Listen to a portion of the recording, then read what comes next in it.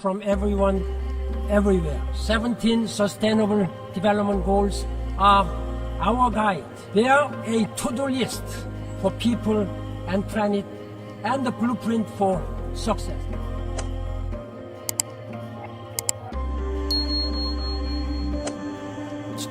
When people suffer discrimination, assault, and even murder, simply because they are lesbian, gay, bisexual, or transgender, we must institutionalize our efforts to address discrimination based on sexual orientation and gender identity.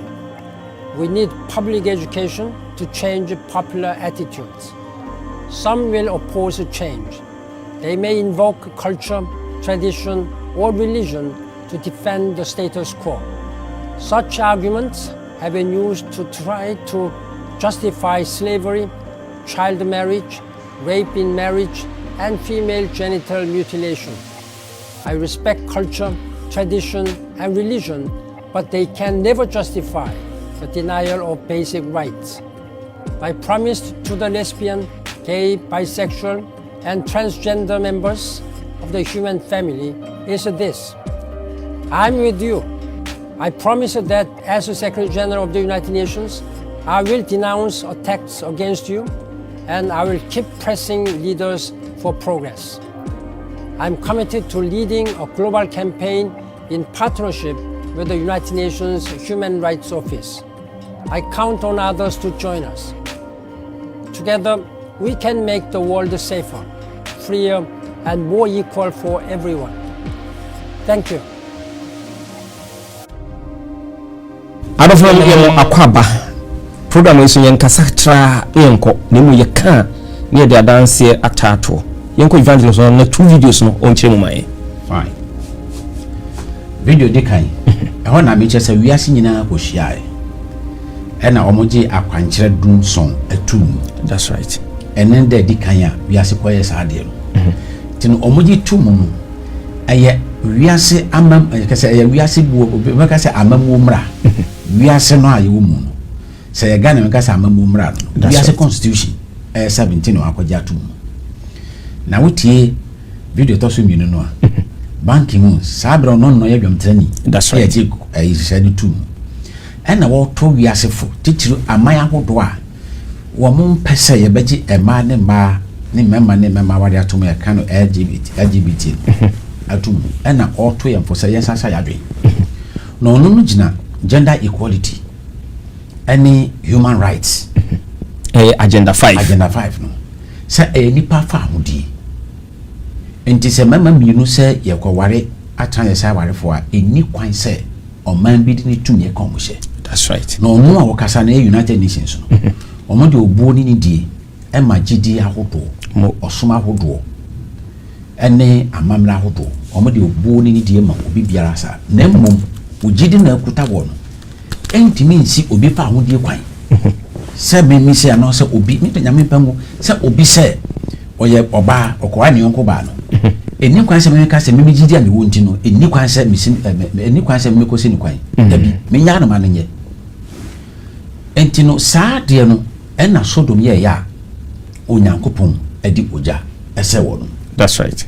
Na nanu ayemra eda wiase oman bia obesore tia saa de no bon se ye sore tia se dabi woni wiase ni yi tino ena ko jiska kra e was ka kra bia wiase iska kra bia batan kese no kra no agise hwe okra ta mo se saa no ma wugi tum anse ni skama. That's right. Saa entino akoya emra bia abeto ho a eti onyankopon o se nipa mienu miensa bi hye bebe ya eno nya ni asotwe be ba o mu mienu miensa no ne beto wo mu na sese wiase abom akosha samra no de o moye ne se Most of medical Genesis 1:27 and Matthew 19:6 on say Genesis 1:27 no or say obani berema nyankopon oye wo no. That's right. Sa no ka no na oye wom e wo ne subanso ena Kristo ka so wo Matthew 19:6 said de onyankopon waka bom no oni pantitim. Very good. Ena yayi ya titim ya redefine marriage. Yes. And it's enka emra we mae de omo ye no se no mae na ebinum ye wo kwana baabi ya ayo mo masamwa nanso ebra wiase akan bom se wani agya to mu no eye boni a ya ye tie onyankopon pese ya hyemra etie onyankopon de no. That's right. Mami sanse so bio de tie ne say human enyi sanse entum empa ma bonti say yemra no ebinum eye oba bia eye mo masem. That's right. Na sesi a human agya tum say emra mba kwan say ya sikubata ya agya tum no na je say ya hyemra etie onyankopon. Na so don born ni wo no. That's right. So enti wi ase agya tum no sese no asanya ba manaman on se Ghana ye woso woso. Me bisa asem bi o ntimi nyima no me sa bisa bio me bisa se LGBT mra eko parliament ani 11 mra eko parliament de ni na di kan ko ye LGBT na ko ye ansa na kire no 11 eko ada na yaji 11 na tum kan abra LGBT na di kan parliament ntimi question ase se LGBT di kan da ansa na 11 eko a munye LGBT ni ntumi hu se de mo kan ni on se Ghana ye woso efe sambra no enya Ghana wo se ka Ghana nkwan de ka ye twa be kura. That's right. Say ya yetu mukasa no forces be batekire a strengths a free honorable my queen mo e free ni braso papa na kasa on say yes ade ni ya kasa with passion on say so for na kasa nampa hwe Alangbagbe honorable speaker of parliament hwe se do se kasa enu ya Ghana no on timi fan ko UN oto ha odun sabase wachi sa e ha do betime bidwa wa no na mo nya ko du United Nations a timi kasasa enti Ghana no ade ne yempe enti no ka sa wiase amanaman empo nyame mpengu sa Ghana ji tumpo a ye wobi mo wa Ghana kromo a yempe sa ade. That's right. Enti Bible say every amanya ebeba ebusuokru na bakasa ebisi ankwankore so sa Yakob ate mo titie enti no wiase agi atum ai nokre aka amanaman America de agi atum enkro bibira agi atum Ghana na ebi mo aka so so da bi de mo forma no so da bi nti woso te no wiase apom ahyemra eto Yakobon hyegu anu edi kai. That's right.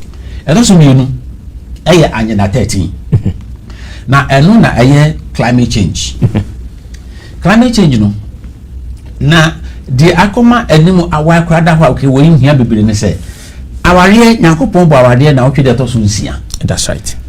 Na otwe de to so nson no eye homeda na wonti ase se wiase hyedaw so bonsam hyedaw wo de meka se ojim kakra e wo ha bisi ka de ne ko so ye na nkese ko afra ntuma kakra na we Yakobon ya aware first wasa aware no wasa no first and Yakobon ya homeda second se so de ne sa ko ka Yakobon homeda. That's right. What you kura na sa de so fidi so nti we no o kan babu kakra bi bompa ya wo se bonsam fidi ni matwo ti Yakobon ka se yenye didi yentiemu yamma ni se tutu bento na wi asente se boni ekoso ni enti climate change na ye do me ensa no aye agenda 13 hono mo de homeda to no akohye na e ngwan no so se o fa chere konkora babu ba bia ebo homeda na kokko mako de besu no so Revelation chapter 13 ana baby so wiase nka bonko nyina wo nkomhye so Revelation chapter 17 agenda 17 SDG 17 yes 17 Revelation 17 ana homeda to so no woni no Revelation 13 ana climate change so 13 enti no ade no agese akaka sie ni makoyi na meka sa no homeda nhye ya we asia yesi yekoto no anu so yemfa videos 3 and 4 enchire mu ni nante ko yanim. Okay, adoflom yeda mo asese mo dwen ni Facebook still mo da mo mon share my send be ya edom ebehwe program no ede amayen nti oba de insha papa production mo da ma videos 3 and 4 mo room for my. Dear friends, we have a one earth. We are one human family. It is our sacred duty to care for our common home. Young people can and must be the world's conscience on climate change. I urge you to continue raising your voices. Challenge your leaders to do more. Demand that your governments adopt a strong climate agreement in Paris in December. This is our last chance to avoid the worst impacts of a warming world and our best chance to end poverty and provide a life of dignity for all. I welcome the encyclical released by His Holiness Pope Francis. His Holiness and I agree that we need a new, open, and respectful dialogue about how we are shaping the future of our planet. I salute you, and I am with you in spirit. On the 29th of last month, there was a high panel discussion on climate change, and I had the honor of leading the Vatican delegation to that high panel discussion, and still felt very honored when events in the UN, one has the possibility of intervening right in the opening session when the hall is full, or subsequently when people walk out and all of that. And this time, I suppose, out of great respect for the Holy Father and the Holy See, and especially in view of the fact that its encyclical has just been published, we had a chance to intervene when the session, the full session, and so part of the opening ceremonies.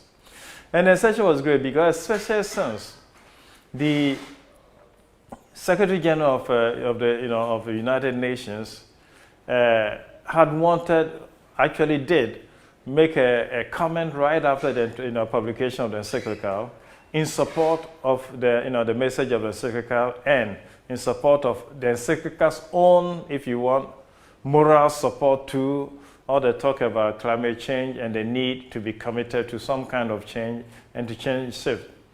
And then over and above the Secretary General's own recognition in his speech of the role of the encyclical, the publication of it, and gratitude to the Holy Father, one after the other, the heads of state and representatives who intervened kept making reference to the encyclical, as the Holy Father has said, So it's something that has resonated very widely, and it's something that apparently, in the short period of time between the publication and this event in the UN, people apparently had read it and knew what the encyclical was saying, and found in it a strong moral support for the UN's own. I don't know, you're saying videos too. Evangelist can be about Sodom and Gomorrah. Bonnie Koso Hono, Ubia, a menism. A see we are seeing. The Tosum, agenda climate change in Yamehomeda, and also a no crack. See, we are say Kabumato, and our Oman Kamum evangelist. Oh, so for Penny, Cardinal Apia Texan. That's right. Or can say 29th of this month, not in November 2015. We are supposed to share our UN Conference on Climate Change, United Nations Conference on Climate Change. Okay. Yakoshia, UN Koshia, and was say, with the Vatican delegation, the United Roman Catholic are buying any Nasafo. Ona okosi omanem eku ekoye no no die num. That's right. Ekosi anem na omokro no omokuta homai eyela da to see. Video edi kan boy no papa ne kan say encyclical no wogitum. That's right. I welcome the encyclical led by His Holiness. You ne kasa no. Enti na homa no edi kan ko UN dada. Okay. Ansana Cardinal Texan edi Roman Catholic Dominic edi koe. Ti homa ne was screen so. Na homa no odi akwa empenifo na agya tum se de okasa e no. Homa no asakra nyankopon homeda. Efri na menda e de kokwesa de we ye hye ne mra. That's right. Kwesa de omanfo de kwa asore da wo. Enu nya wiase na agya tum. Asore na agya tum se omode kwesa da ene kwa asore. Ayo momo. Na gidia hodo bi ene agya tum so omde da no be omosom da. Ayo momo ha. Na we de wiase ene hye mra yi. To mo ntie ma no yi. Minya sorry no we are say shamra na hona born one. Okay, yonko encyclical. Yeah, mumudo to amu obi en me come from page 172173 paragraph 237. On Sunday, our participation in the Eucharist has special importance.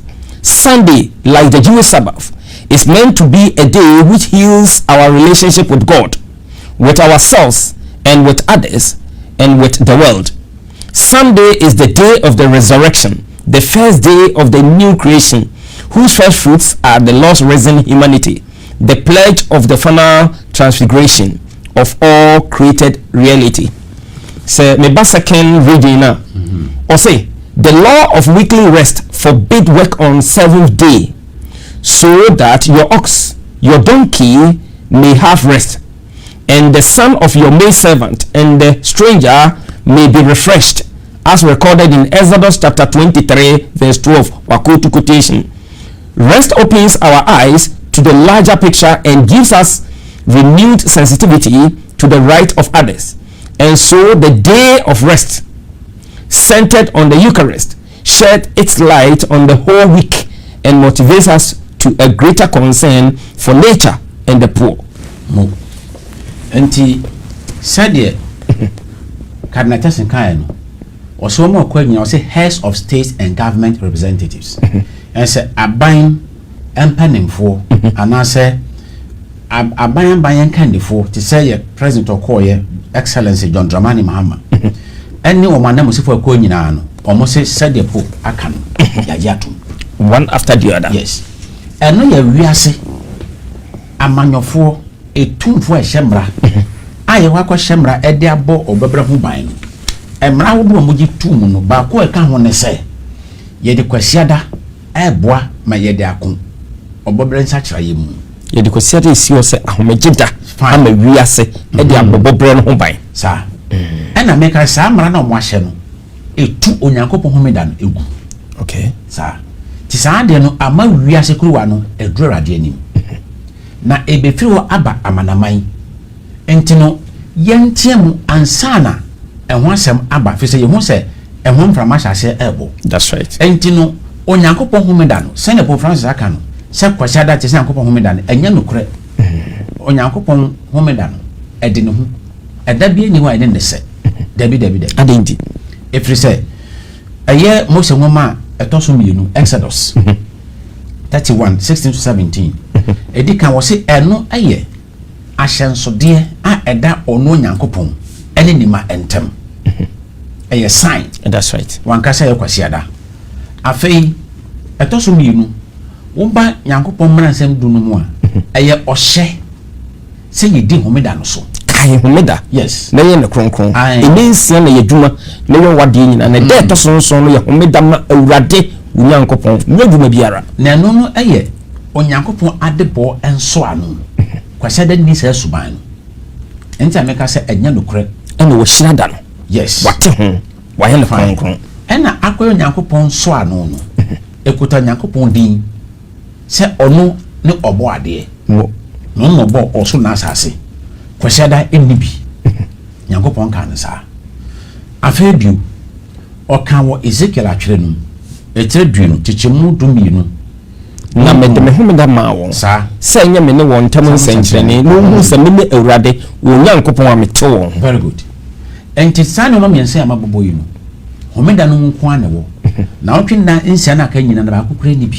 That's right. Ti se Nepo Francis ene nyamson ko ahodo binum eni wiase akoka bom ahyemra se ye de kwasiada dane amugida ama ye wiase ya megina TV so bodon se anya nokre and Nyankopon ma sa ade no afa wo mu no omu piemfirimu waso no so be dem na akọ memenda dane ne ntem me sha se surprise for so omo na edu sabe ama no oden. That's right. Na omo kase mu se de eba no enkoyi ti so be na no ma sori akọ memenda omo dane se ni ye de mo so a ezie dan wo ba bia no momuram ye ID card ubas mbebo so because we are kind de me card so ne se mo asafoma mo kwasiada so no twen se mo asofo bedane ansa na mo adane a wahwe ya no waka echi it is osofo ne na dwene se odene ho bebo SD mu a dwane je okra nkwa nkwa je ya nkra nkre di omo ye no so no eye boni a ye mfa nche en Nyankopon ka no mo so meto so enan no etredunum chichema aduasa because aduasa ba ko se okra ohyada eboapa no de aniadin eye biribie no asase ni so ni o ohoho waso pewrade. That's right. Twa na betwa sa okra na atwene afiri ni mam fise wobu awrade asem enitia. That's right. Sa na kun na ebi kun na momoyo ada ni tiri so enti de wiase aye no ya hyeda ene aboapa ne die nyeden e to Nyankopon mra na Nyankopon mra no a omode kwachara so pese yesa no sa woto mra no ba ko a Yakobo homa ne trembi no chemudu na de obedi mra ni nyina so no betum ba ko no odi ni nyina hofo ifise ne ka se eni ewu no e kan so sense ya wade tisi we eni ewu na se ya wade a oye mra no tofo. Yes. Enti no wamo ya na efre bia WhatsApp no afre enti no mra no timidini nyina so na homeda manko e I said de waye busum esi dem a wokoto no no kwa sore homeda sababe na tie okay so o sheda boa pa bo nyankopon homeda so a se obi a waye bosom no ko to sore bosom no kwa sore homeda ka se nti bosom no kwa mesum nti no eno so mayira because we have to mra mu baako na we so atomu baako sa enti no se oto homeda oni de osom bosom e ya de kro osom bosom na o se homeda so a mo ya de kro nyankopon se ohia edunu nyinara. That's right. Sana sanity. Enti no me fa konyen so aka wiase se wiase aka bom ahye amranda da. I say no ebeba amanaman. That's right. Good. Maka ne sa no yembo video 5. Adansi enti eni kum so nkunsu a ihu ahwe production video 5. Wadaroma mu wo mfamai. Je n'entends pas d'objection. L'accord de Paris pour le climat est accepté.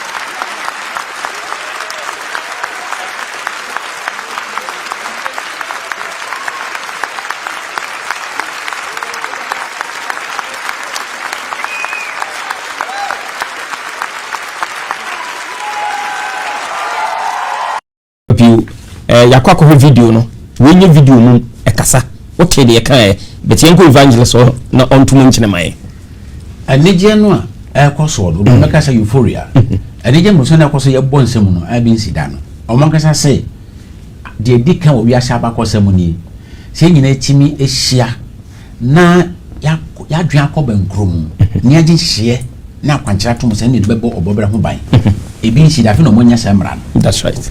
Na babia omakwa samra no ehwa na kojo cardinal kojo apia sen e kire mo se amana man pe no ko hia no nyina se sede popo aka no kan bi ehwa ne je no monya no. That's right. Na emra ne hia mo kojo tumu no omonya no pari je de nda so ya pari agreement. That's right. Embassy no se ya na wo hwe pari agreement no wo be fa article 14 clause 2 yes.